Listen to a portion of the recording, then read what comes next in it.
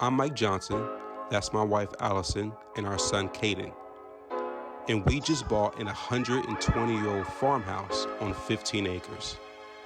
We set this channel up so that you can follow us on our journey to renovate this property into a retreat that our family and friends can enjoy for decades to come.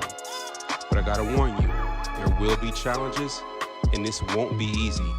And whoa, look at that. But then again, what worth having is easy. So hit the subscribe button and we'll bring you along every step of the way. Let's go. Hey, what's up folks? And welcome to this episode where we're going to walk you through the property as we bought it. So hopefully when this renovation is all said and done, keyword hopefully, this property is going to look a hell of a lot better than what you're going to see here today. Now, we're not going to give you too many details about what we're looking to do during the renovation because one, we want you to be surprised in future episodes. And number two, quite frankly, we're still working out some of those plans. But in the meantime, let's take a tour of what we're starting with.